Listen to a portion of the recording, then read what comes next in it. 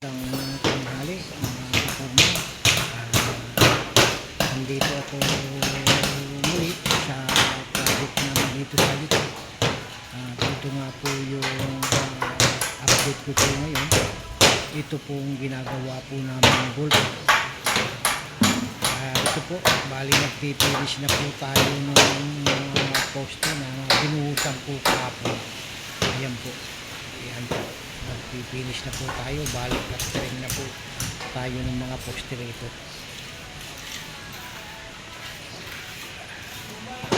Ayan po.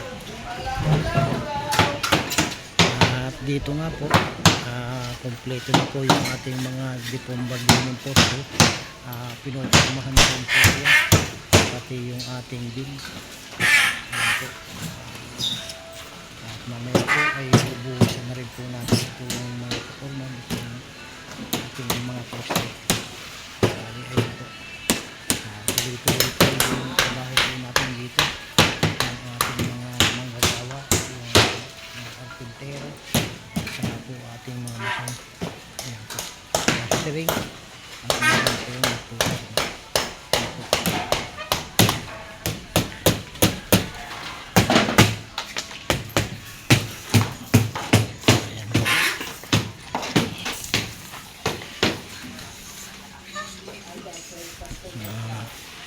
Tuloy-tuloy po yung ating gawaan po ng ating tropa dito po sa ating project po dito.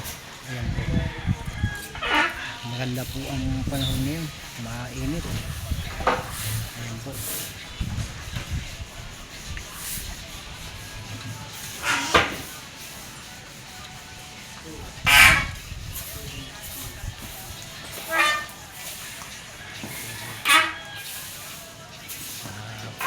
Tayo tapos dito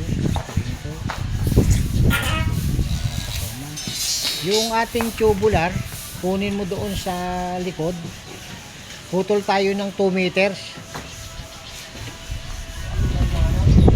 Yung mga 2x4 na tubular natin, kasi yun ang gagamitin natin dito. Ano lang nga boy, nangar mo boy? Yung kubra. Ayan po tayo. Meron pa rin po tayo ceiling po dito sa bubong po na ito. May ceiling po tayo dito. PVC panel po yung gagamitin ceiling. Yung pong bubong po natin ay hindi na rin po pinago. Yan na rin po yan. Bali dito po, pag napurmahan po itong mga poste, magkakaroon din po ito ng roofing. Ito pong wall na to.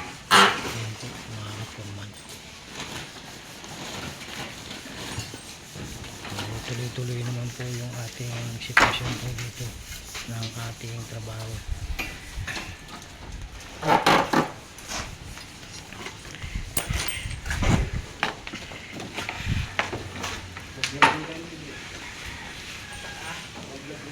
Sa sobrang init po, mainit po mga kaporman.